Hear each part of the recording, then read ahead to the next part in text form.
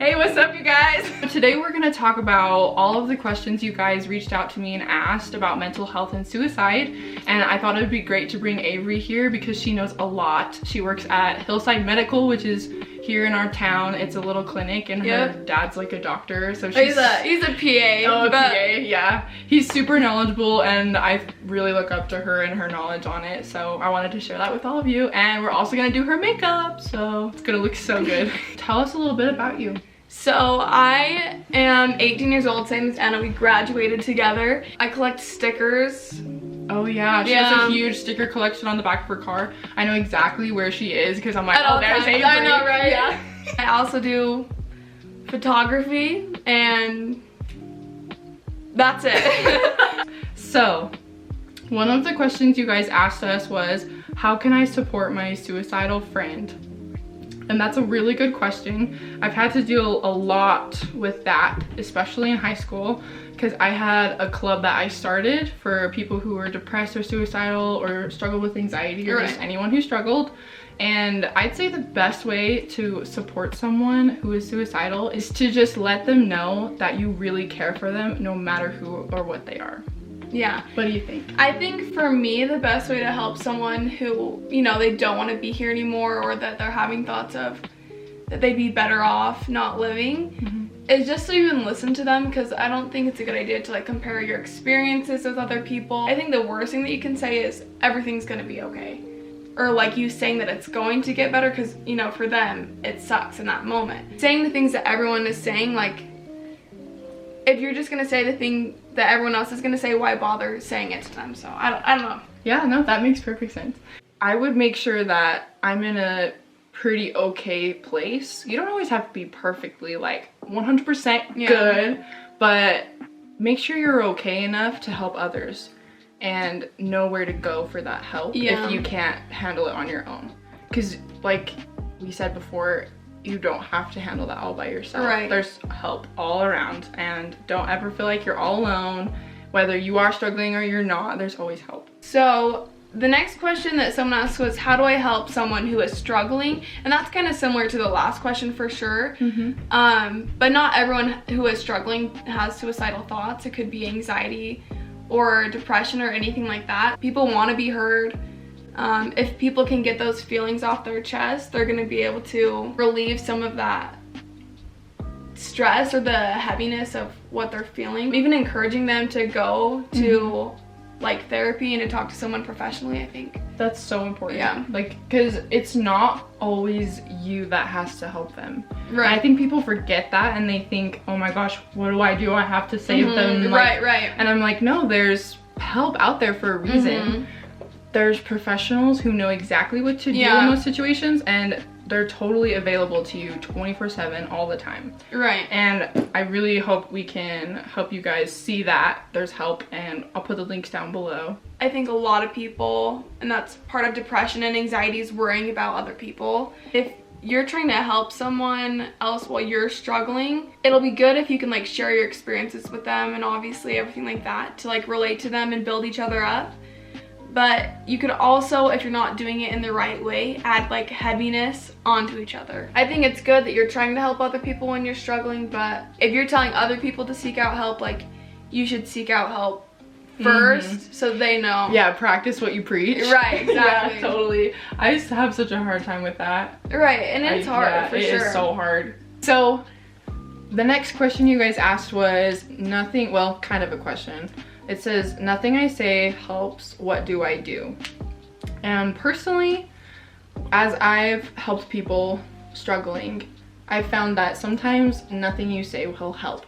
And no matter how many talks you have with them, no matter what you say, what direction you point them towards, I found that actions speak louder than words always. So if you show them that you really love them and care about them in the way that they need it the most, that's the way you're gonna help them the best. Yeah, for sure, for sure. I feel like I've said this over and over again, but just listening, like, no, that's totally perfect. You know what I mean? Yeah. It's the worst when you're trying to like open up to someone about your feelings. I don't know why I'm closing my eyes. I'll turn this way so they can see. Like, it's the worst when you're trying to open up to someone about like how you're feeling. If I was saying like, I'm feeling really sad lately, and then they go off and say, oh my gosh, yeah, I've been feeling really sad too, and then while you're trying to open up, they decide that it's their time to talk. So I would just say, like, try not to do that, you know? I don't know, I keep closing my eyes. No, it's just habit. Everyone watching's like, why is she closing her eyes? It's not even on her eyelids. It's totally fine. The next question that they asked was, how can I help someone who is pushing you away that's hard to help? I'll say, like, for me personally, I totally push people away. My boyfriend Cameron out there, I'm sorry. He like is gonna be laughing at this part. Yeah. I feel like the reason I push people away is because I want to build this wall, and I'm like, if they care about me, they'll knock it down, which isn't necessarily right. Like, I shouldn't do that. If there is someone pushing you away, try and break down that wall. I feel like most people do want you to break it down. Be there for them. And for the people who are pushing you away, I forgot to mention this, like, for me personally, the best way for people to get past me pushing them away, get past that wall, is just to say to me, you're pushing me away. Yeah. Should I lean forward so we can see? No, maybe we could even push my head like this, because you know how they're like, yeah, my head is there. I overplucked my eyebrows in junior high. They looked like sperm. Okay, is that, we'll focus it. Do you see how much I plucked my eyebrows? They look amazing now, so it's fine. If y'all overplucked your eyebrows like me, there's hope. They might grow back. Yeah. I can't promise you anything, but yeah, and it does a good job. Oh, oops. Okay, so this next question was, how do you know if you have depression or anxiety? And so a lot of people, I feel like, if you're even asking yourself that question, like, do I have depression or anxiety? Like, there's probably a good chance that you do have it. But at the place that I work, we have what we call scales. There's different scales. There's like a Wender scale, a Beck scale.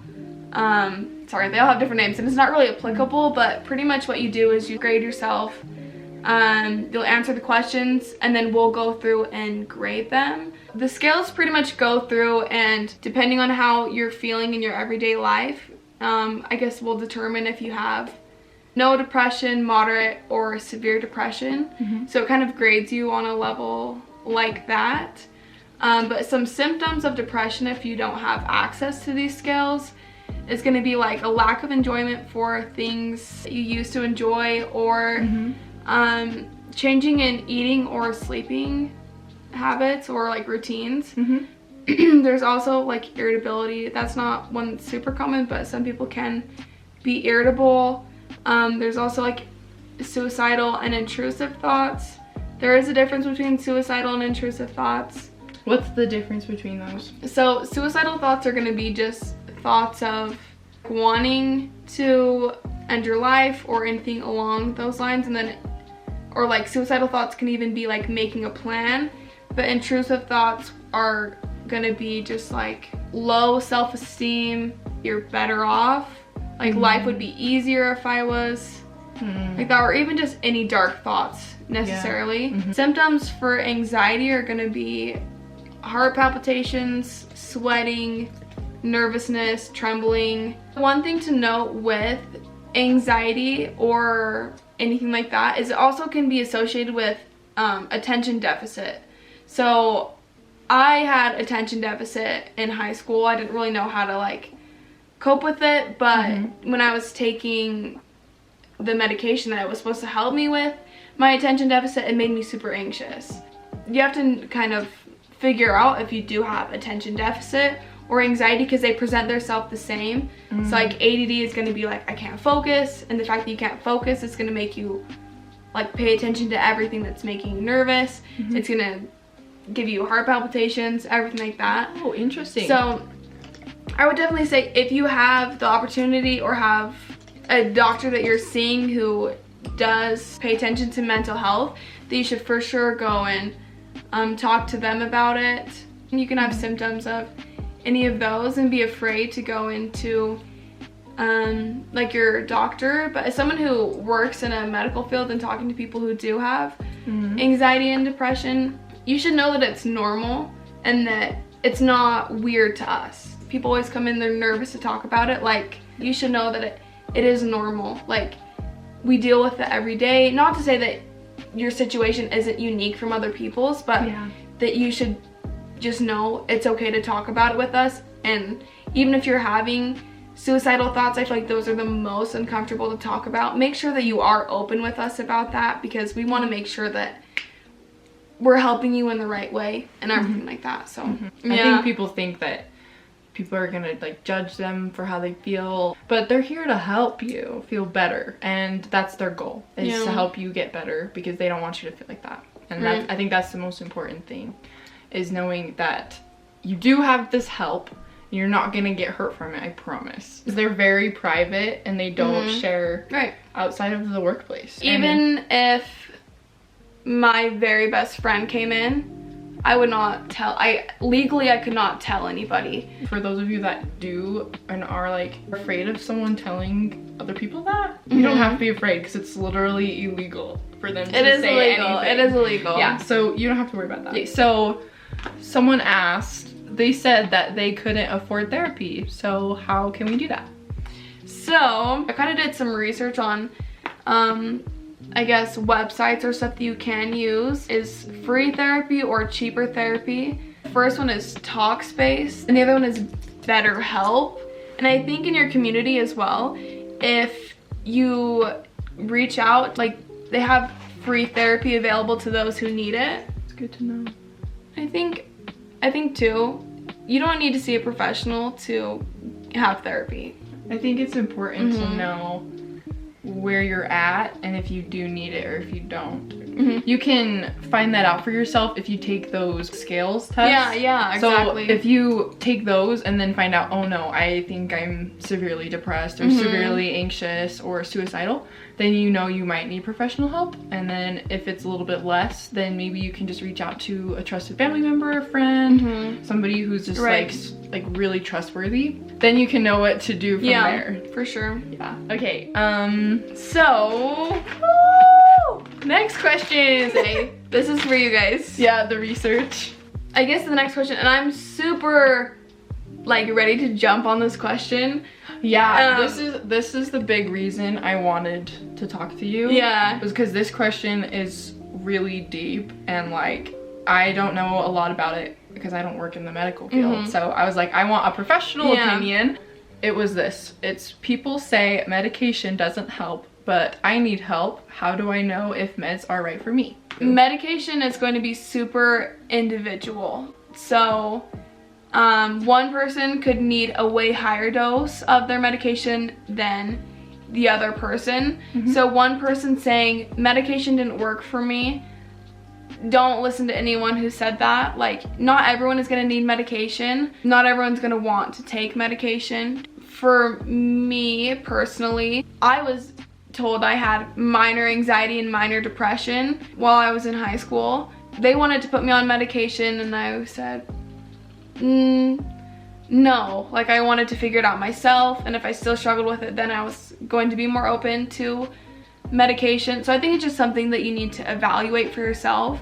If you can make those goals of like, I'm gonna start thinking more positively, I'm gonna find ways to deal with my anxiety, I'm gonna, you know what I mean, everything like that, then medication might not be the right thing for you if you feel like you can help yourself in that sense, which I felt like I definitely could. I think one thing that's important to note is some people physically, their brains cannot produce dopamine or serotonin, and those are some chemicals that help with stress and anxiety and just being overall happy. If your brain cannot produce that, you absolutely need to be on medication. Like, no questions asked, you need to be on medication. The same way as someone, I'm sure most girls out there are probably iron deficient. Oh, that's right. Okay, yeah, no. Like, let's say Anna, are you iron deficient? Yes. So Anna here is iron deficient, right? Like severely, like below the failure. So I'm also iron deficient. Yeah, I get IVs done. Dude. Yeah, that's so crazy. Oh just my like gosh. just the fact that we don't have iron and we need to supplement that is the same way. If you don't have dopamine producing in your body, you need to be able to supplement that, because your body needs it. That's just your body. The physical science behind mental illness is there. And one thing too, talk to your doctor about genetic testing.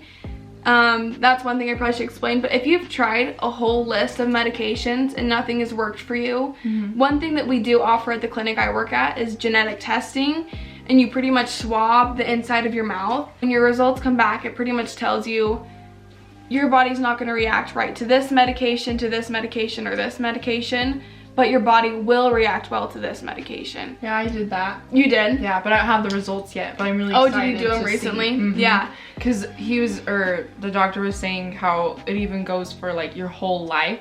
So if I become an old person and I suddenly get like blood pressure problems, I'll know what one works for me. Even though I took the test when I was 19. Right, That's exactly. like insanely cool. I It think is that really so cool. I would say like for sure get genetic testing. Yeah. The genetic testing doesn't tell you if you do have anxiety or depression. I've had questions about that working there. People are like, so will it tell me if I have anxiety or depression? It's not going to tell you if you have anxiety or depression, but it's going to tell you which medications you should take if you do. So, okay. I don't know if I should like turn. No, you're good, whatever you want. So, am I in it? Yeah, I'll scoot a little bit. There you go, there you go. Taking medication can take a long time to figure out because some medications will take a month or two to figure out if they're actually working. With this question, the person said, people are saying that medication doesn't work for them.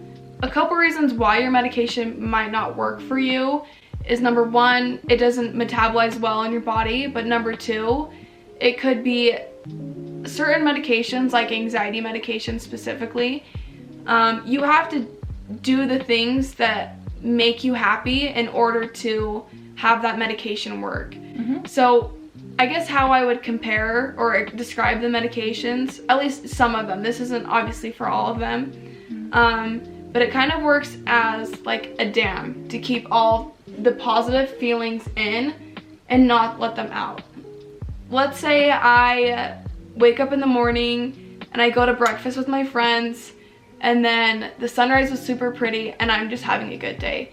But as soon as, you know, someone cuts me off while I'm driving or the traffic is super busy and I'm stressed out, as soon as that happens, all that happiness or all this like serotonin and dopamine that I just produced will all go away as soon as that happens. Depending on the medication that you're taking, it'll help keep those feelings, the not stressed feelings, the good, in, positive, and not let them out. That's really disclaimer, I am not a medical professional. She just kind of works with medical professionals. Yeah, I do. So this is just kind of my knowledge, and if anyone wants to like correct me in the comments, do that. Roast me. I don't care if I do this. Yeah. We're gonna do a red lip, and then I'm gonna answer the last few questions. These questions are a little bit deeper for sure, so. Yeah, I mean, yeah, they're pretty deep. I might even start crying already. So the question that one of you guys asked was, what's the hardest part about losing someone to suicide? This is such a hard question. The hardest part about losing someone would be so many what ifs. What if I was nicer? What if I was kinder? What if I hadn't said the things that I said to him that day? Or, you know, so many what ifs, so many why didn't I do more? And it never leaves you. You never ever stop saying what if. And I'd say that's probably the hardest part for me personally. I'd say that the other hardest part about losing someone is I don't even know how to say like what one hardest part is, because it's not like one specific thing that makes it really hard. The whole thing is hard. It's the whole experience for me, the PTSD I have from it, the what ifs constantly going in my head and just missing them like uncontrollably. Yeah. Like some nights and some mornings I can't sleep, I can't get up in the morning because it just hurts so much and I miss them so much. I miss my brother. And it's not just one specific thing, I'd say. My chest is getting all red because I'm getting emotional, but yeah, I'd say that's probably the hardest part. If I were in that situation, I can imagine how hard it would be to like think that you didn't get to see them and like have those future memories, if that makes sense. You know, like weddings and having them at your graduation. Oh my gosh, that was like literal hell. Graduation. Really? went home and I cried and I cried and I cried. And like there was that like senior, like there was like a party thing that night, I think, and I just didn't go because I was so sad. And it's, yeah, it was really, really hard. It's definitely made me a stronger person, like a way stronger person. And I'm grateful for the learning experience. Yeah.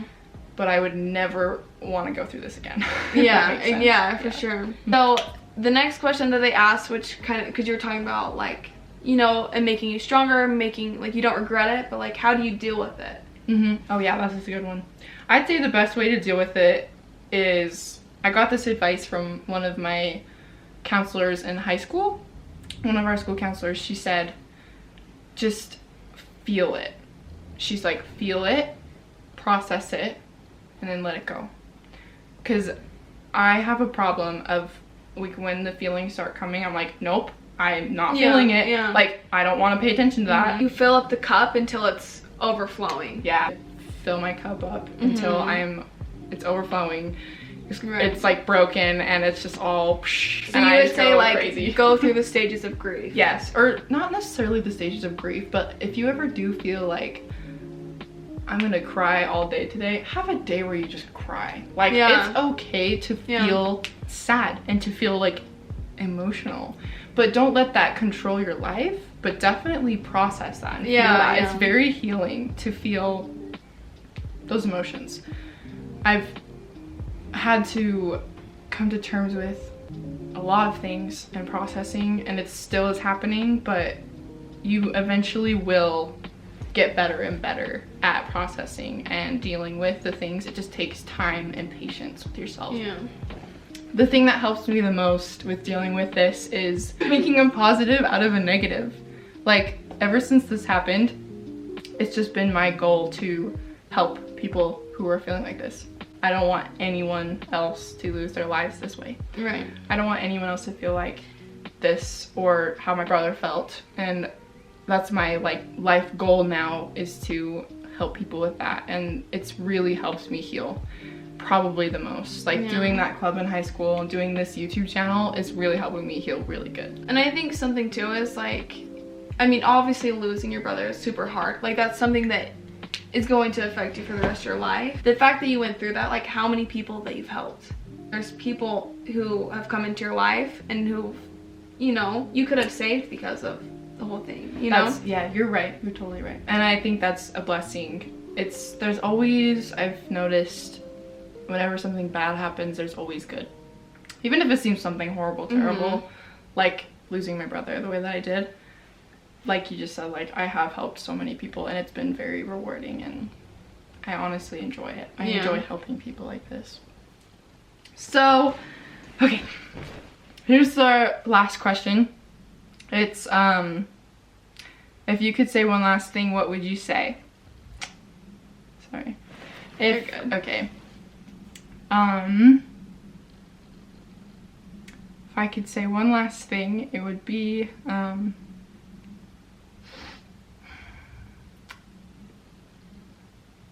that I love him so much. I love him so much. I'm so proud of him. And that I'm so sorry that I wasn't nicer. I wasn't better. I could have been a better sister to you. And I'm sorry that I wasn't. It eats at me every day, but yeah, the one thing I just want him to know is that I love him so much. So, yeah.